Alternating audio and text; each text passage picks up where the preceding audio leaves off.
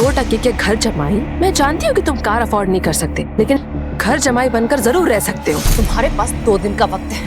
Valentine में मुझे एक महंगा गिफ्ट चाहिए जिसकी कीमत कम से कम 1 लाख रुपए। और अगर नहीं ला सके ना तो किसी ट्रेन के सामने खड़े होकर मर जाओ। कम से कम तुमसे पीछा तो छूटेगा। तेरे काका ने क्या सोच के अनिका का हाथ इस आदमी के हाथ में दिया था? जब से घर दामाद बन के आया है हमारी छाती पे मूंग डल रहा है ये। रुक, तूने मेरे ही सामने मेरे गिफ्ट का मजाक उड़ाया। अगर तू खुद को भी बेच देगा ना, ऐसा गिफ्ट खरीद नहीं पाएगा। तुझे तेरी औकात पता होनी चाहिए। नक्श अभी भी सबके सामने हंगामा करने के मूड में नहीं था, लेकिन जब कोई आपकी खामोशी का फायदा उठाने लगता है तो बोलना जरूरी हो जाता है। जब औकात ना होना, चुप रहना चाहिए। भले ही मैं अनिका को अपनी सच्चाई इतनी जल्दी नहीं बताऊंगा, लेकिन आज ऐसा महसूस हो रहा है कि मेरे अंदर कुछ बदल गया है, जैसे मेरे हाथ में कोई पावर आ गई है। और अब मैं उन लोगों को जवाब दे सकता हूँ जो आज तक मेरे ऊपर हंसते आए हैं। बगावत की शुरुआत हो गई है और अब आगे आगे देखो होता है क्या।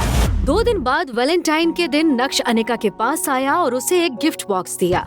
अनिका ने बुरा सा मुंह बनाकर उस डिब्बे को खोला और जैसे ही उसने अंदर का गिफ्ट देखा तो उसके होश उड़ गए।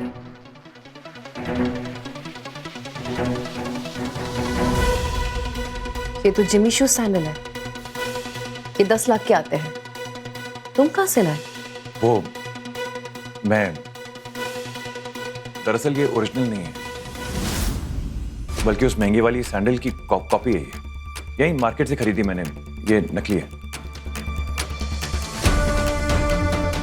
अनिका ने बुरा सा मुंह बनाकर उन सैंडल्स को अपने कमरे में रख दिया और सैंडल्स की क्वालिटी देखकर अनिका को नक्श पर थोड़ा शक हुआ, क्योंकि वो सैंडल्स एकदम ओरिजिनल लग रहे थे। Hello ma'am. हाय मैम, आप मिस्टर भानुशाली जी की दोस्त हैं? मिस्टर भानुशाली इंडस्ट्रीज के मालिक? उन्हें तो किसी ने देखा भी नहीं है एंड बड़े बड़े लोग उनसे बात तक नहीं कर सकते। आई एम सॉरी, मैं उन्हें नहीं जानती, बट आपने ऐसा क्यों पूछा? मैम मैं आए? या श्योर। मैम आपके हाथ में जो ये बॉक्स है ये जिमी शू सैंडल्स का है एंड ये स्पेशल एडिशन है। मैम ये जो डिजाइन है, ये जो कट है एंड ये जो लोगो है, इसका नकली बनना इम्पॉसिबल है। इंडिया में कल ही ये दूसरा पीस बिका है जो मिस्टर भानुशाली जी ने लिया है। क्या नक्श ही है मिस्टर भानुशाली, या नक्श ने चुराए हैं ये सैंडल्स? कहां से आए हैं ये लाखों के सैंडल्स बेरोजगार नक्श के पास? क्या है नक्श की असलियत? अगर वो इतना अमीर है तो क्यों रहता है अपनी ससुराल में घर जमाई बनकर? ये सब कुछ अब अनिका के दिमाग में चल रहा था और उसे विश्वास था कि कुछ न कुछ जुगाड़ करके नक्श ये सैंडल्स उसके लिए लाया होगा। कुछ दिन बाद अनिका उस सैंडल्स को भूल गई। एक सुबह नक्श घर के लिए सब्जी लेने बाहर गया था। तभी अनिका जल्दी रेडी होकर घर के हॉल में आ गई और गुस्से से चिल्लाने लगी। नक्श, नक्श! मम्मी, नक्श कहाँ है? ये आदमी हमेशा काम के समय गायब हो जाता है। आज ही मैं सोच रही थी इसे अपने साथ ऑफिस ले चलूं। महाशय तो घर पे ही नहीं है। कहाँ थे तुम नक्श?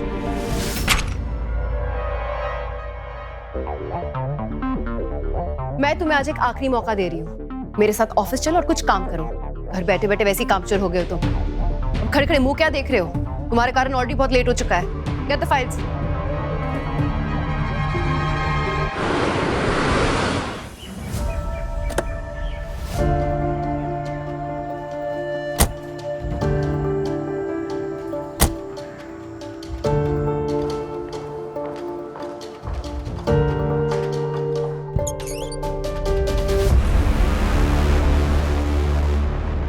यार अनिका, कहाँ रह गई थी?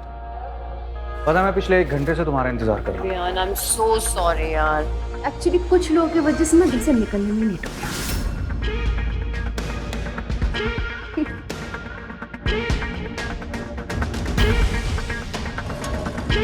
ये देखो अनिका, तुम्हारे लिए भव्य साची से लहंगा लेकर आया हूँ।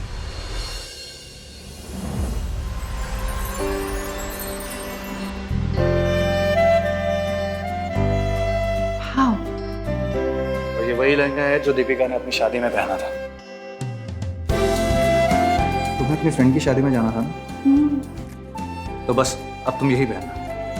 माय गॉड, कितना सुंदर लहंगा है ये। तुम ये मेरे लिए लाए हो? Thank you for the gift. Thank you. इसमें थैंक यू की क्या बात है? ये तुम्हारे सामने कुछ भी नहीं। मैंने अपने दोस्त से बोलकर सीधा इसे डिजाइन करवाया। ये पूरे 20 लाख की ड्रेस है। 20 लाख? तुम्हें पता है यही लहंगा चाहिए था।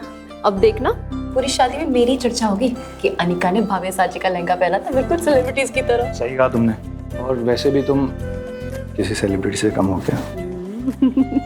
विहान अनिका को इम्प्रेस करने की पूरी कोशिश कर रहा था।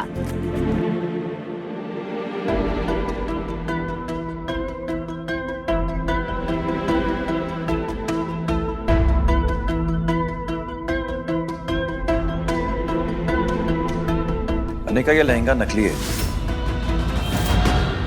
ओरिजिनल की कॉपी है। क्या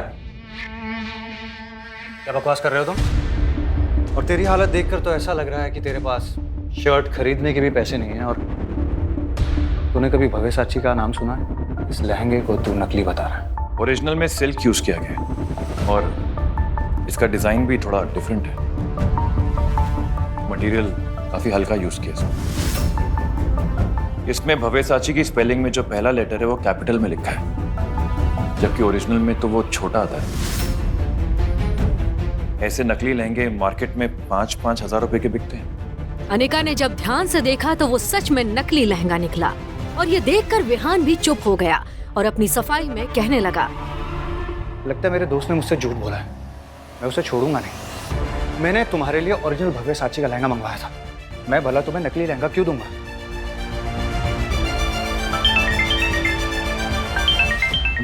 अच्छा, मैं चलता हूँ, मुझे कुछ काम है।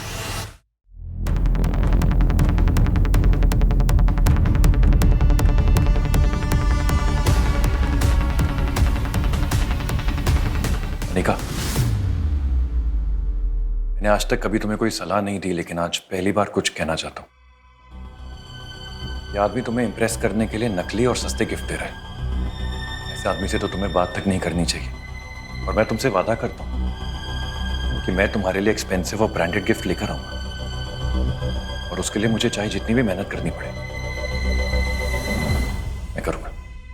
अपने दिल की बात अनिका के सामने रखने के बाद नक्श ने अनिका के जवाब का इंतजार भी नहीं किया और उसके कैबिन से बाहर निकल गया।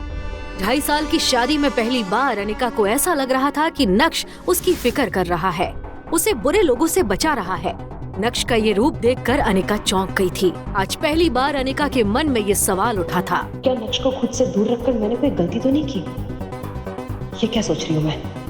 विहान मेरा बिजनेस पार्टनर है, अमीर है, सक्सेसफुल है, बिजनेसमैन है, हमारी कंपनी का मेन इन्वेस्टर है। नक्श की इस हरकत की वजह से अगर विहान मेरी कंपनी से बैकआउट कर गया तो क्या होगा? नक्श की वजह से मैं इतने साल की मेहनत को जाने नहीं दे सकती। मुझे नक्श की नहीं, विहान की जरूरत है। ऐसा सोचकर अनिका को नक्श पर और गुस्सा आने लगा। नक्श, ये क्या पागलपन है? तुम्हें किसने ताहक दिया कि तुम मुझे अपनी बेटू की सलाह दो? गलती कर दी तुम्हें हलाकर, चुपचाप यहाँ से निकल जाओ। इसलिए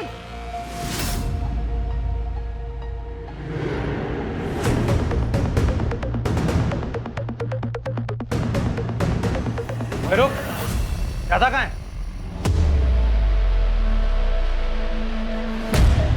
मुझे कब से आवाज दे रहा हूँ, सुनाई नहीं देता? बहरा है क्या? तूने मेरे ही सामने मेरे गिफ्ट का मजाक उड़ाया। अगर तू खुद को भी बेच देगा ना, ऐसा गिफ्ट खरीद नहीं पाएगा। और दूसरी बात, तुझे तेरी औकात पता होनी चाहिए। तू साला गरीब भिखारी, घर जमाई, मुझसे जबान लड़ाता है। नक्श अभी भी सबके सामने हंगामा करने के मूड में नहीं था, लेकिन जब कोई आपकी खामोशी का फायदा उठाने लगता है तो बोलना जरूरी हो जाता है। पहली बात, ये जो पीछे खड़ी है ना, ये बीवी है मेरी, इसलिए अच्छा होगा कि तू उससे दूर ही रहे। दूसरी बात, मेरी बीवी को तुझ जैसे इंसान से कुछ भी लेने की कोई जरूरत नहीं है, उसे मैं खुद ला कर दूंगा, इसलिए अपना ये ढोंगी दिखावा बंद कर। ना। तीसरी बात, जब औकात ना हो ना, चुप रहना चाहिए, समझा? इसी के साथ नक्श ने विहान को एक बाजू धकेला और ऑफिस से बाहर निकल गया। तमाशा खत्म होने के बाद अनिका भी ऑफिस के अंदर चली गई। अनिका गुस्से से आग बबूला हो रही थी। उसकी जलती आंखों के सामने सिर्फ नक्श का चेहरा घूम रहा था और वो जितना नक्श के बारे में सोच रही थी उसका गुस्सा उतना ही बढ़ता जा रहा था।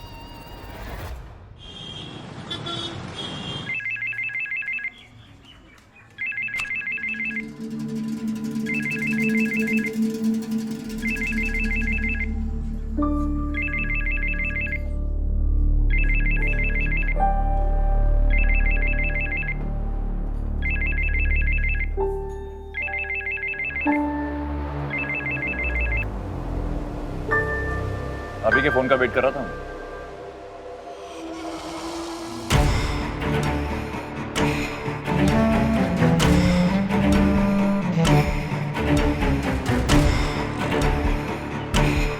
मुझे किसी से भी मिलने में कोई तकलीफ नहीं है, लेकिन आपको मेरी 2 शर्तें और पूरी करनी होगी। पहली तो ये कि मुझे आज के आज बबेसाची का लहंगा चाहिए जिसकी कीमत 1 करोड़ है, और दूसरी वो शर्त मैं आपको मैसेज कर रहा हूँ, ये शर्त भी उतनी ही खास है। और हाँ, याद रहे काम जल्दी हो जाना चाहिए।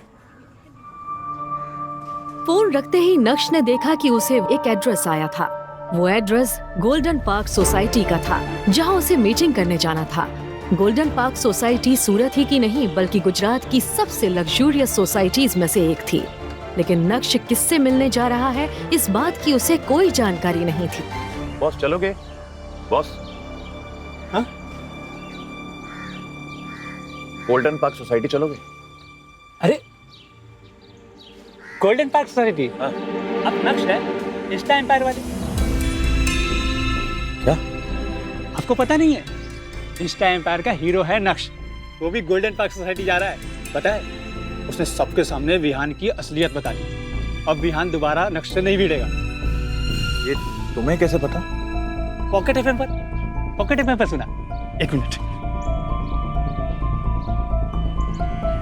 ये जबरदस्त कहानियां सुनने को मिलता है यहाँ। आप सुनते हैं?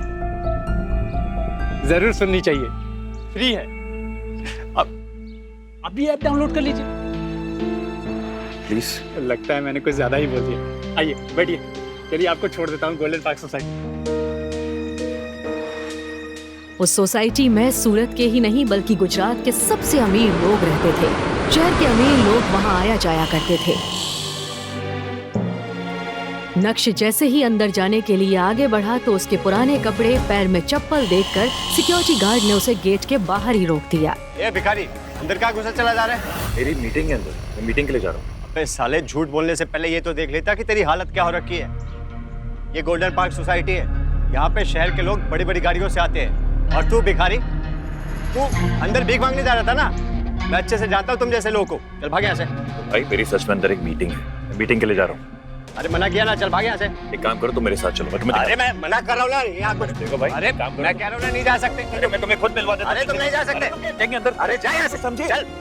ऐसा कहकर गार्ड ने नक्श को जोर से धक्का दे दिया जिससे नक्श वहीं सड़क पर गिर गया और एक महंगी कार के सामने आ गया। उस कार ने तेजी से ब्रेक लगाए और नक्श गाड़ी के नीचे आने से बच गया। वो कार किसी और की नहीं बल्कि गोल्डन पार्क सोसाइटी के मालिक मिस्टर खन्ना की थी। उन्हें सब रियल एस्टेट किंग कहा करते थे। पूरे गुजरात में बड़ी बड़ी बिल्डिंग्स और सोसाइटी उन्होंने ही बनाई थी। जैसे ही कार में बैठे मिस्टर खन्ना ने ये सब देखा तो वो उतर कर आए और गार्ड पर चिल्लाने लगे। हम सर, ये सब कुछ क्या हो रहा है यहाँ पर सोसाइटी गेट पर? पता है ना, इससे सोसाइटी की रेपुटेशन खराब होती है, मालूम है ना? देखिए ना सर, ये भिखारी अंदर घुसने की कोशिश कर रहा है, मना कर रहा हूँ तो मान नहीं रहा है। कह रहा है अंदर मीटिंग है। अरे मीटिंग है।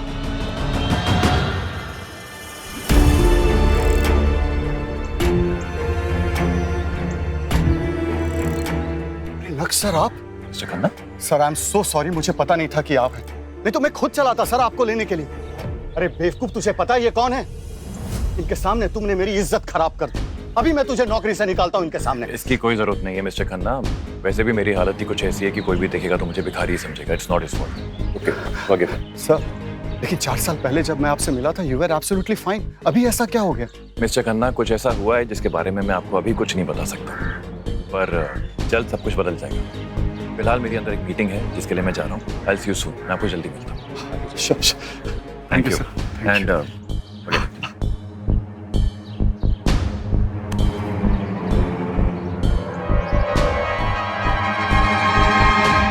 खन्ना साहब इस भिखारी के सामने गिड़गिड़ा क्यों रहे थे?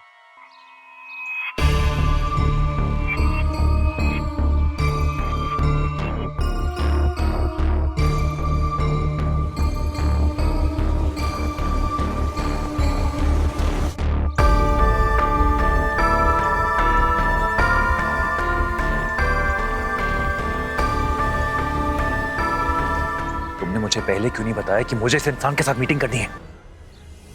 मैं इनके साथ कोई काम नहीं करूंगा। 200 करोड़ तो क्या 20,000 की डील नहीं करूंगा इनके साथ में, समझे?